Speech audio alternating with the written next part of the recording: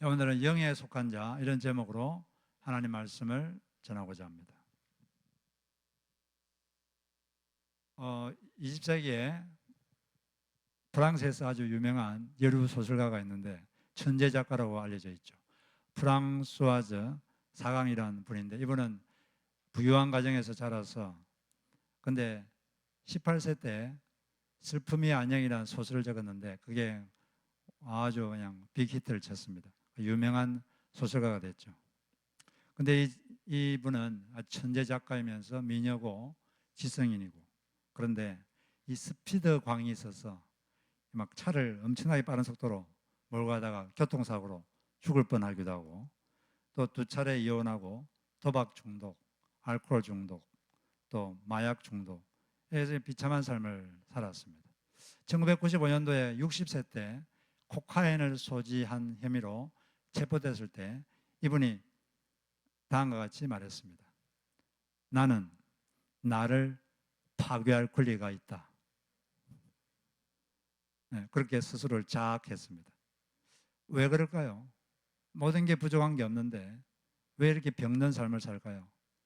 병든 자아상, 자기를 어떻게 보는가? 자기는 파괴해도 괜찮은 존재다. 이렇게 자기를 보는 거죠. 나는 파괴해도 괜찮은 존재다. 그러니까 자꾸 파괴하는 거죠. 근데 정반대로 겉으로 보면 불행한 게 정상인데 불행 안 하는 게 이상한 보이는데 아주 행복하게 사는 사람도 있습니다. 여러분들이 잘 아는 레나 마리아는 사람은 태어날 때 2팔이 없고 왼쪽 다리도 없고 그냥 성한 거는 오른쪽 다리 하나밖에 없어요. 근데 어릴 자랄 때 친구가 없어가지고 외로워할 때 엄마는 옆에서 늘 이렇게 말을 했습니다. 예수님이 늘 너와 함께 계셔서 너의 친구가 되신다. 너의 친구이신 예수님이 늘 도와주고 계신다. 이런 식으로 늘 말을 했습니다. 이 자매는 그렇게 힘들었지만 자격이 없는 2팔과 없는 왼쪽 다리에 집중하지 않고 있는 것, 오른쪽 다리 이 하나 하고 또 아름다운 목소리 여기에 집중하고 그게 감사하며 살았습니다. 그래서 그녀는 아름다운 목소리로 하나님을 찬양하면서 많은 사람들에게 영감을 주었고, 또 오른쪽 다리 하나로 못하는 게 없습니다. 다리 하나로 운전도 하고 요리도 하고 자수도 놓고 수영도 하고, 그래가지고 장애인 올림픽에 나가서 메달도 몇 개 땄어요. 그리고 아주 잘생긴 청년과 결혼해서 아름다운 가정도 이루었습니다. 이 자매는 뭐 겉보기에는 아무것도 없는데 속으로 나는 하나님께 사랑받는 귀한 존재다. 이런 자아상이 있으니까 자기를 그런 신분으로, 그런 정체성을 갖고 있으니까 자기를 그렇게 대하고 그렇게 삶을 살 수가 있었던 것입니다. 자기를 어떻게 대하는가, 자기를 어떻게 보는가, 이게 상당히 중요해요. 자기를 어떤 존재로 보는가. 오늘 우리가 읽은 말씀 보니까 예수를 믿는 사람에게는 다 그리스도 영이 그 안에 거한다, 이렇게 돼 있죠. 그리스도 영, 다른 말로 하면 성령, 하나님의 영 같은 말인데, 이 하나님의 영이 그 안에 있는 사람은 육신에 있지 않고 영에 있는 존재다, 이렇게 분명히 말하고 있습니다. 육신에 있다, 영에 있다, 이게 무슨 뜻입니까? 육신에 있다 이 말은 육신의 컨트롤 당하는 존재, 그런 말이에요. 육신에 지배당하고 있는 사람, 이게 육신에 있는 자. 영에 있는 자라는 말은 영의 지배를 받고 있는 자, 영의 컨트롤을 받고 있는 존재, 이런 게 영에 있는 자라는 뜻입니다. 육신이란 말은, 로마에서 육신이라는 말은 타락한 인간 본성, 타락한 인간 본성을 뜻할 때 육신이라는 말을 씁니다.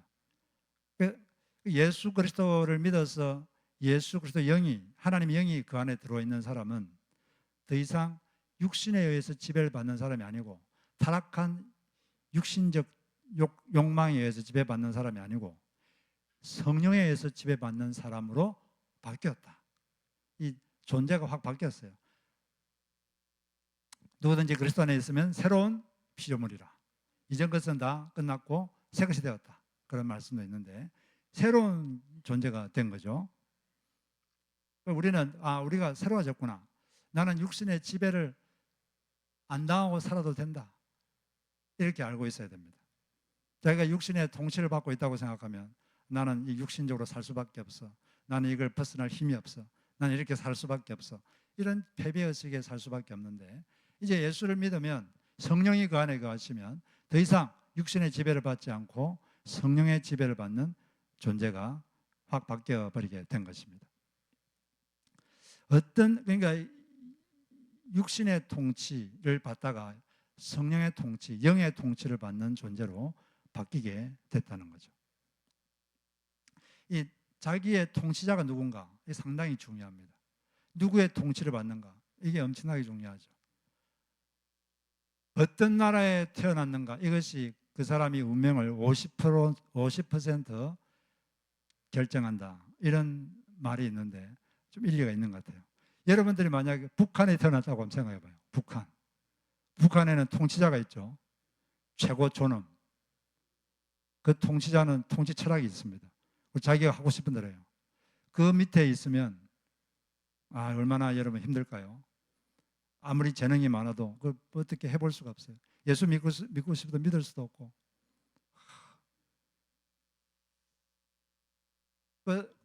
만약에 그 자기 통치자가 자기 최고 리더가 싫으면은 자유가 있으면 벗어나면 돼요. 근데 그럴 자유도 없습니다.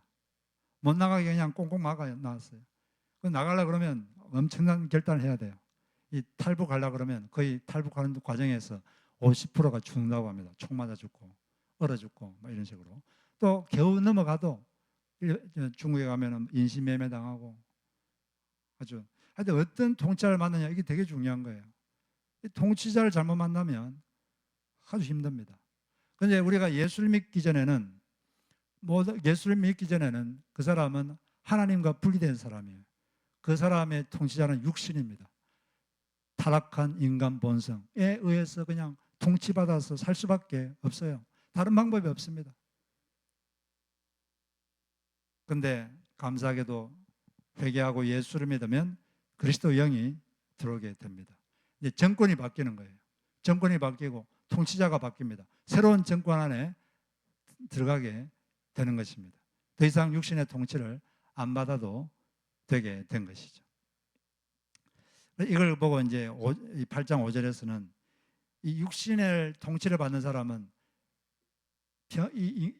인생의 기본 추구 방향이 뭐냐면 육신을 따릅니다. 육신을 따르는 자는 육신의 일을 생각하고 영을 따르는 자는 영의 일을 생각한다. 그러니까 평생 이 추구하는 것이 육신적인 거예요. 타락한 인간 본성에 의한 그것만 계속 추구합니다. 그걸 추구하다 보니까 생각 자체도 생각의 기본 방향이 늘 거기에 있습니다. 생각이 그게 늘 쏠려 있어요. 그게 통치를 받으니까. 근데 그렇게 사는 사람들의 상태는 죽어 있는 상태다. 육신의 생각을 하며 사는 사람들의 지금 현재 상태는 사망. 사망이라는 것은 성경에서 분리란 뜻이에요. 하나님과 분리되어 있다. 생명은 하나님과 분리되어 있다. 분리되어 있기 때문에 하나님을 알지도 못하고 하나님 없이 그렇게 살다가 멸망당하는 것입니다. 그런데 이제 우리가 예수를 받아들이면 우리 안에 성령님이 오게 되고 우리의 새로운 통치를 받게 되는 것이죠. 예수를 믿는 사람은 뭐가 같냐면 나침반의 바늘과 같습니다. 여러분, 나침반의 바늘은 항상 어디를 향해 있습니까? 나침반의 바늘은 항상 어디를 향해 있죠? 북쪽을 향해 있어요. 왜 그러냐면은 지구는 거대한 자석입니다.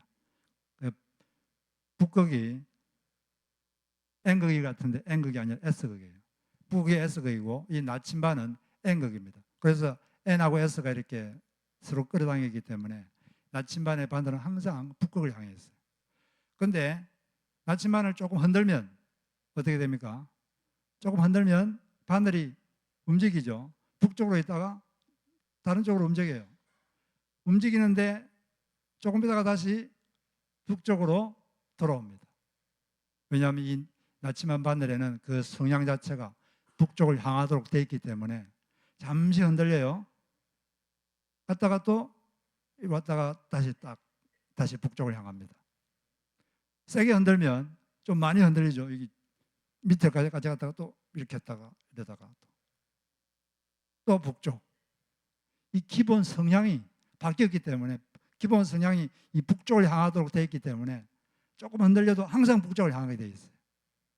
이게 바로 이 성령의 통치를 받는 사람의 모습입니다. 우리가 예수를 믿어서 성령이 거하시면 우리 속에 하나님의 씨가 우리 속에 거하게 되는 거예요. 성령님이 거하시면 성령께서 우리 마음속에 이 경건하게 살고자 하는 성향이 주어집니다. 하나님 영을 따라 살고자 하는 그런 성향이 딱 주어지죠. 그런데 우리는 또 여전히 우리 속에 죄성이 있기 때문에 어떨 때 넘어질 수 있어요. 넘어질 수 있는데 넘어졌다가도 이 기본 성향이 바뀌었기 때문에 자꾸 돌아오려고 그래요. 이쪽으로. 좀 이렇게 헷갈리다가 다시 영을 따르는 것입니다.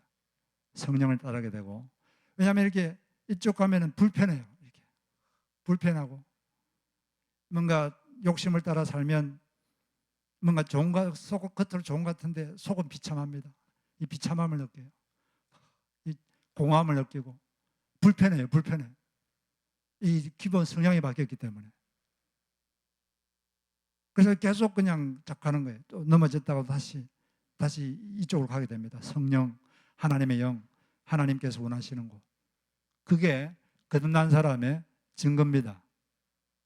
거듭난 사람은 예수 믿는 사람은 다 이런 식으로 살아요.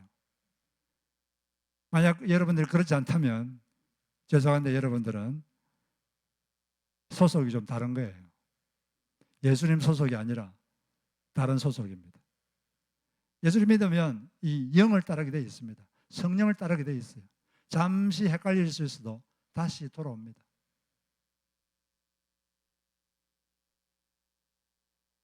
여러분들은 바뀌었습니다.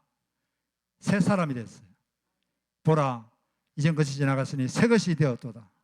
예수 안에 있는 사람은 옛날은 다 지나가고 다 새 것이 되었습니다.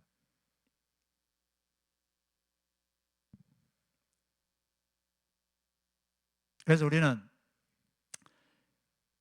나는 이렇게밖에 살 수 없어. 나는 어쩔 수가 없어. 나는 안 돼. 그런 식으로 생각하면 안 됩니다. 우리 옛사람은 다 지나갔고 이제 우리는 새 사람이 되었고 이제 우리는 성령을 따라 살 수밖에 없는 그런 존재가 됐기 때문에 나는 우리 각자는 스스로를 생각하기에 우리는 성령에 속한 자다. 성령을 따르는 자다. 이런 자아상을 갖고 여러분 사시기를 바랍니다.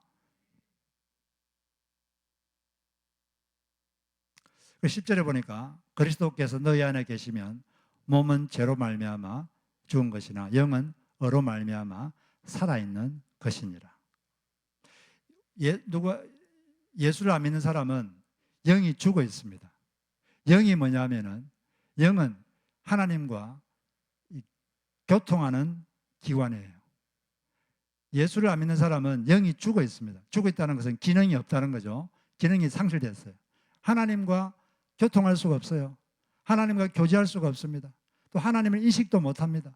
하나님이 살아있는데도 살아있다고 생각을 안 해요. 죽어 있으니까 하나님을 감지를 못해요. 그런데 성령이 어떤 사람에게 딱 들어오면 영을 살려놓습니다. 죽은 영을 살려놓죠. 살아났기 때문에 이 영은 하나님을 그때부터 감지합니다. 하나님과 그때부터 교제하기 시작하는 거예요. 교통, 교류가 시작되는 거죠. 이걸 보고 영생을 얻었다. 그런 말을 했습니다. 예수님께서 영생이 뭐냐? 이걸 요한복음 17장 3절에서 이렇게 영생을 정의하셨는데, 영생은 곧 유일하신 참 하나님과 그가 보내신 자 예수 그리스도를 아는 것입니다. 영생이라는 것은 하나님을 아는 것이에요. 안다는 건 그냥 정보로 아는 게 아니고 경험적으로 안다. 또 개인적으로 안다. 친밀하게 안다. 한마디로 말하면 사귄다. 한마디로 사귄다. 하나님과 사귀는 것, 하나님과 교제하는 것, 이게 영생입니다. 예수를 믿는 순간 영이 딱 살아나서 그때부터 하나님과 교제가 시작되는 거예요. 하나님과의 사귐이 시작되는 겁니다. 영생이 시작된 거죠. 그런데 이것이 영원토록 지속되기 때문에 영원한 생명이라 그럽니다. 그래서 영생. 여러분 영생이 있으면 여러분들은 하나님과 지금 사귀고 있는 거예요. 사귈 수 있는 능력이 있고 사귀고 있는 것입니다. 근데 이 하나님과 좀 사귐이 좀 깊은 사람이 있고 좀 이렇게 느슨한 사람이 있는 그 차이가 있는데, 하여튼 우리는 영은 살아 있는 거예요.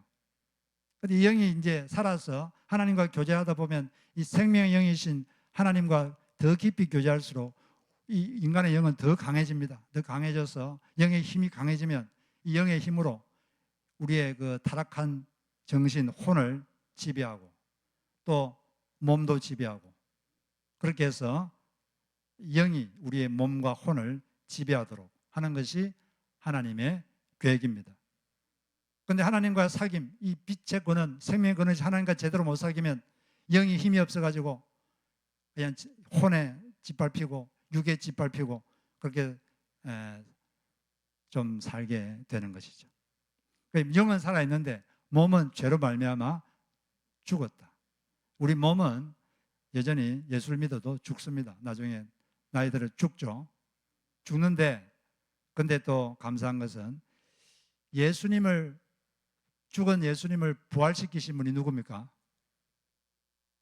예수님이 죽을 때 예수님의 몸을 누가 부활시켰죠? 제가 했나요? 왜 답이 없습니까? 성령님이 하셨어요. 성령님, 하나님의 영이 죽은 예수님을 몸에 쑥 들어가가지고 그분을 확 부활시켰어요. 그런데 이 예수님을 부활시킨 이 영이 우리 속에 있는 겁니다. 들어와 있는 거예요. 여러분 속에. 자기가 죄인임을 알고 저는 예수님이 저희 주님임을 믿습니다. 그러면 그것도 다 들어가 있는 거예요, 여러분. 그 예수를 죽은 자 가운데 살리신 그 예수님의 영이 우리 안에 있기 때문에 우리가 나중에 예수님 재림하면 여러분이 죽어서 시체가 돼서 무덤에 있다가도 거기서 우리를 부활시키십니다. 부활시켜서 우리는 그냥 이런 몸이 아니라 새로운 몸, 예수님 부활했을 때 그런 신령한 몸으로 새롭게 살게 되는 거예요. 우리 몸도 그때는 바뀝니다. 지금은 그 영만 바뀌었는데 영이 이제 우리 혼도 바꾸고 이렇게 하는데 그때가 되면 몸도 확 바뀌어버려요. 그리고 이 예수님을 죽은 자 가운데 살리신 이 성령님이 우리 몸에 있기 때문에 우리가 병들어도 이 성령님, 이 생명의 영이 우리 속에 있으면 이 생명의 영께 기도하면 이분이 우리의 병든 몸도 병도 고쳐주시고 그렇게 종종 하시게 되는 것입니다. 병들었다는 것은 그 사람 몸에 생명력이 약해진 거거든요. 생명력이 제로가 되면 죽은 것이고 건강하면 100이고 병들었다는 건 생명력이 10 정도 되는데 이 우리 속에 있는 생명의 영이 역사하시면 그 병든 몸도 종종 고치셔서 우리 생명력을 강화시켜 주시는 것입니다.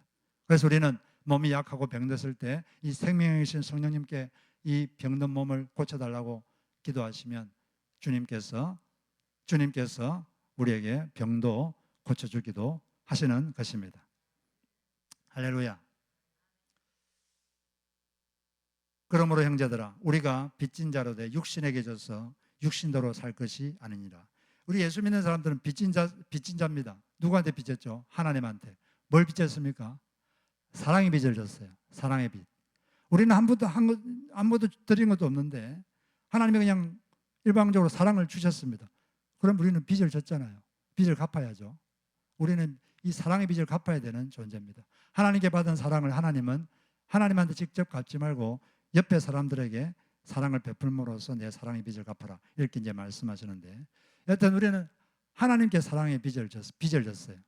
그런데 예수 믿는 사람들이 마치 하나님께 빚진 게 아니라 육신에게 빚진 것처럼 사는 사람들이 있다는 거죠. 빚을 지면 빚장이의 말을 들어야 됩니다. 빚장이의 말을 들을 의무가 있습니다. 빚장이에게 복종해야 될 의무가 있어요. 그게 바로 빚진 자의 운명이죠.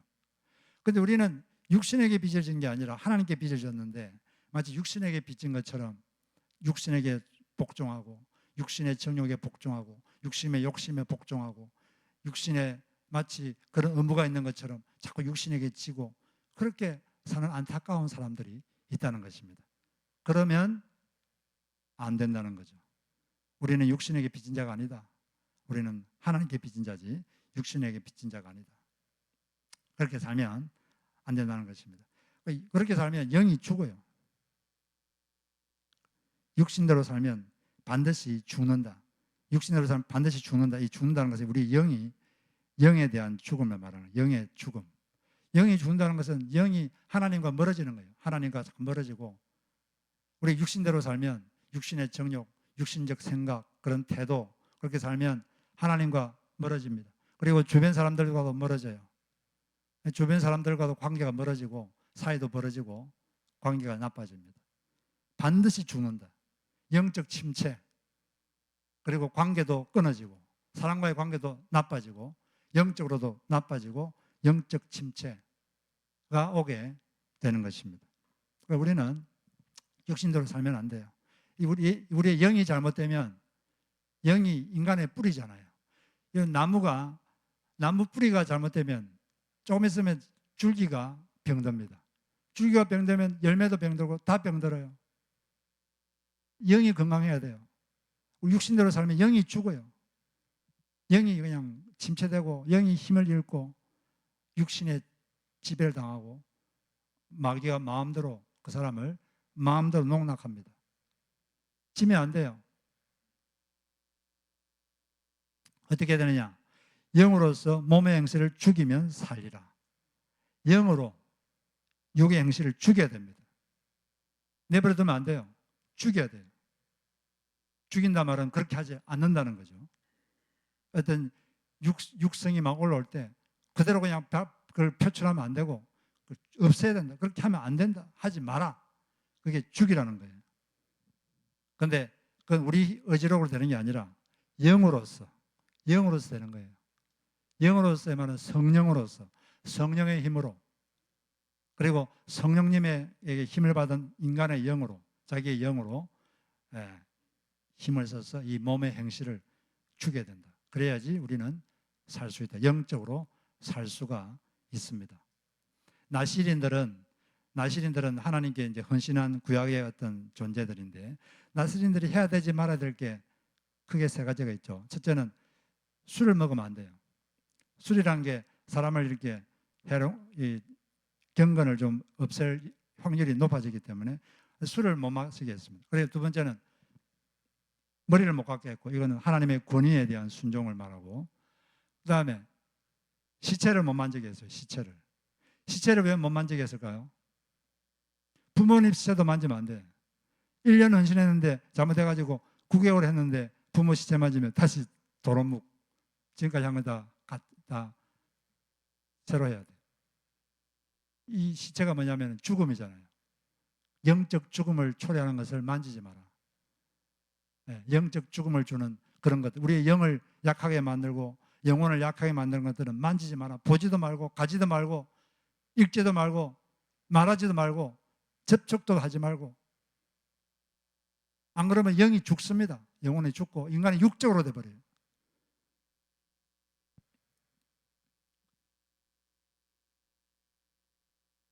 우리에게는, 우리는 성령의 통치를 받기 때문에 우리는 충분히 육을 죽일 수 있습니다. 우리에게 그런 능력이 있어요. 그래서 그걸 알기 때문에 하나님은 우리에게 이렇게 말하는 거죠. 사랑하는 자들아, 그리움인과 나그네 같은 너희를 권하노니 영혼을 거스려 싸우는 육체의 정욕을 제어하라. 컨트롤하라. 가만히 내버리지 말고 하지 마. 그 다음에 더러운 말은 너 입 밖에도 내지 말고 오직 덕을 세운 데 소용되는 대로 선한 말을 하여 듣는 자들에게 은혜를 끼치게 하라. 더러운 말은 입 밖에도 내지 마라. 입에서 막 나오려고 할 때 스탑, 죽여라 이거죠. 죽여라. 그리고 듣는 사람이 덕이 되는 말만 해라. 듣는 사람에게 은혜가 되는 말만 해라. 우리는 그렇게 할 수 있습니다. 우리는 성령의 통치를 받기 때문에, 육신의 통치에서 벗어났기 때문에 할 수 있어요. 나는 못해. 지금까지 안 됐어. 그거는 자기 자아상을 잘못 아는 거죠. 우리는 할 수 있는 것입니다. 특별히 우리는 언제 우리 육이 올라오는 걸 조심해야 되느냐. 많은 기독교인들이 평소에는 잘합니다. 그런데 이 두 가지 경우가 오면은 사람들이 많이 지금까지 알고 있던 것 다 잊어버리고 지금까지 믿던 거 다 버려버리고 그냥 자기 육신대로 하는 경우가 많습니다.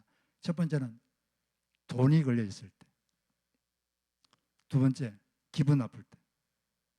이 두 가지가 딱 걸리면 사람이 이상해져 버려요. 지금까지 그렇게 말씀을 사랑하고 말씀을 믿다가 딱 두 가지가 걸리면 그냥 육신적으로 해버리고 그런 경우들이 왕왕 있습니다.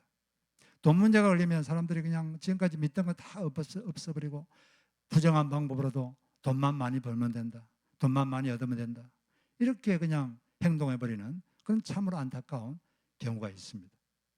그리고 여러분, 신앙이랑 여러분들이 신앙이 좋다 나쁘다 이걸 어떻게 알 수 있을까요? 돈을 어떻게 사용하느냐 그걸 보면 알 수 있어요. 사람에게 제일 중요한 게 돈입니다. 아무리 뭐 신앙 좋다 그래도 이 돈을 어떻게 쓰느냐 그걸 보면 이 사람이 신앙이 드러나는 거예요. 여러분들은 이 돈을 쓸 때 또 돈을 벌 때 여러분들이 믿고 있는 대로 알고 있는 대로 실천하십시오. 여러분들은 돈을 어떻게 벌어야 되는지 알고 있습니다. 부정한 돈은 절대로 벌면 안 된다. 그리고 버는 것에 몇 프로는 하나님께 드려야 된다. 이미 알고 있습니다. 이미 알고 있어요. 알고 있는 대로 사십시오, 여러분. 그게 여러분들의 신앙을 하나님께 보여주는 것이고 그게 바로 성령의 통치를 받는 것입니다. 그리고 또 기분 나쁠 때, 기분이 괜찮을 때는 잘 살아요. 근데 갑자기 살다 보면 기분이 확 나빠질 때가 있어요. 그때가 위험합니다.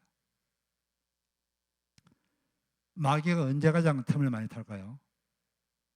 기분 나쁠 때. 그때 마귀가 가장 틈을 많이 탑니다. 그때 육적인 말, 육적인 행동, 육적인 대로 그냥 막 살고 지금까지 알던 거 다 그냥 버려버리고 그렇게 살도록 마귀는 역사하는 거죠. 우리가 특히 이 두 가지, 돈이 걸려있을 때, 기분 나쁠 때, 그때 몸의 행실이 우리를 지배하지 못하도록 평소에 알고 있는 대로 여러분 행동하시기 바랍니다. 이미 다 알고 있어요. 어떻게 하는지 이미 다 알고 있습니다. 알고 있는 대로 사시면 돼요. 할렐루야. 그러면 됩니다. 우리가 이 몸의 행실을 죽이려면 간단하게 6가지를 정리해 봤는데, 먼저 첫째는 자신의 성령의 지배하에 있는 자임을 알고 믿어야 됩니다. 이미 우리는 나는 통치자가 바뀌었다, 이걸 알아야 돼요. 육신의 지배를 받을 필요가 없다. 요한일서 3장 9절을 보면 예수를 믿으면 우리 속에 하나님의 씨가 들어와 있습니다. 그래서 지속적으로 죄를 지을 수 없어요. 죄를 지을 수 없다 이 말은 지속적으로 회개하지 않고 습관적으로 인격화되어서 그렇게 죄를 지을 수 없다는 겁니다. 우리 속에 성령이 들어가 계시고 이 성령께서 우리 속에 하나님의 씨를 우리에게 넣어주죠. 경건하게 살려는 성향, 영으로 살려는 성향을 넣어주셨기 때문에 우리는 계속 살 수가 없습니다. 그렇게. 그래서 내가 변화된 사람이다, 이걸 믿어야 되고, 두 번째는 성령의 은혜가 마음에 더욱 가득 차도록 해야 됩니다.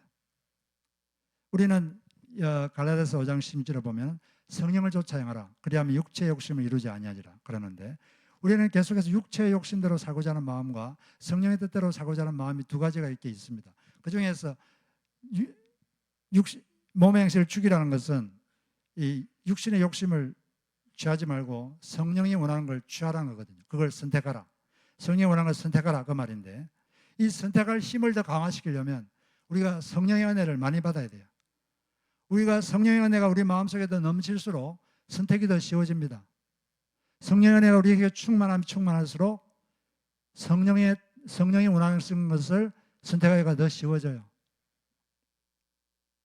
성령이 충만하면 거의 자동적으로 됩니다.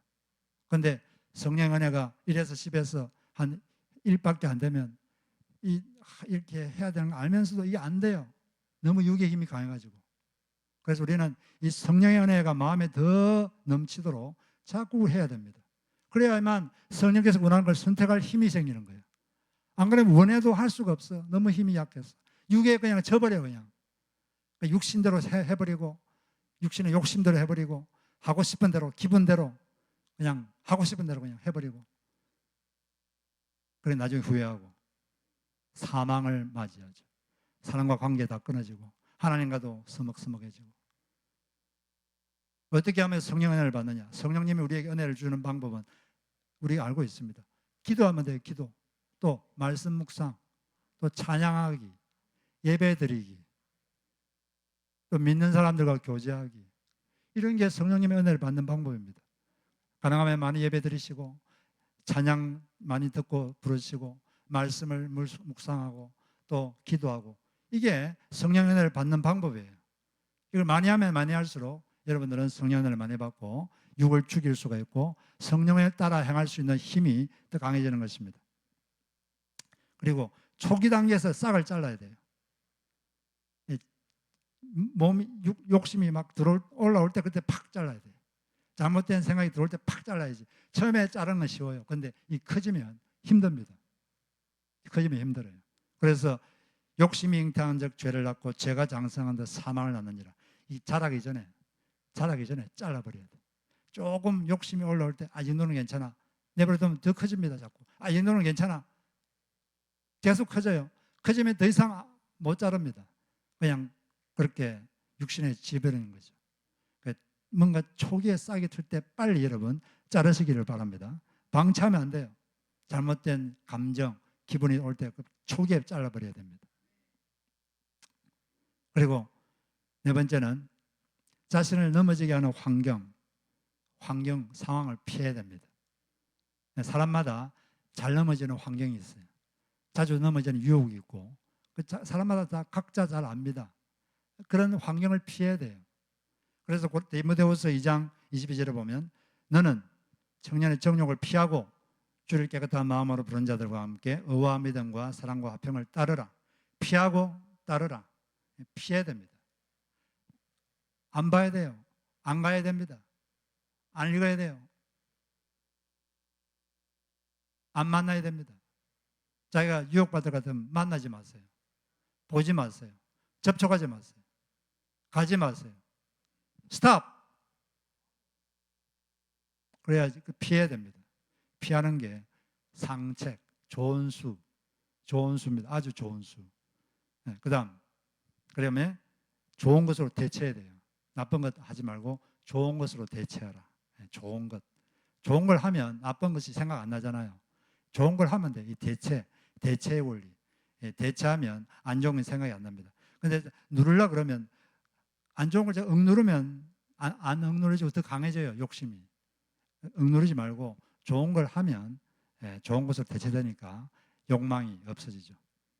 그리고 마지막으로 넘어졌으면 즉시 자백하고 돌이키고 다시 시작하십시오. 하나님께는 자백하고 사람에게는 사과하고 이렇게 해서 빨리 자백하고 돌이켜서 다시 시작하시면 됩니다. 이처럼 해서 우리는 이미 육신의 통치에서 벗어나서 새로운 통치자, 새로운 지도자, 새로운 리더, 영의 통치, 성령의 통치를 받는 사람으로 바뀌었습니다. 우리는 이제 성령을 쫓아 행할 수 있는 힘이 우리 속에 있습니다. 그런 본성이 우리에게 주어졌습니다. 육신을 기쁘게 하면 남는 것은 썩어진 것을 거두고 성령을 기쁘게 하면 영생을 거둔다 그랬죠. 육신을 기쁘게 하는 것으로 살면 결국 남는 것은 썩어지고 허무하고 그런 것밖에 없어요. 여러분, 성령을 쫓아 행하셔서 하나님의 뜻을 행하시고 하나님을 기쁘게 하는 여러분 되시기를 주의 이름으로 축복합니다. 13절 한번 크게 읽고 우리가 마치겠습니다. 13절 큰 소리로 같이 읽겠습니다. 자, 로마서 8장 13절 시작. 너희가 육신대로 살면 반드시 죽을 것이로되 영으로서 몸의 행실을 죽이면 살리라. 영으로 몸의 행실을 죽이시고 주님 성령을 따라 행하는 여러분 되시기를 주의 이름으로 축복합니다.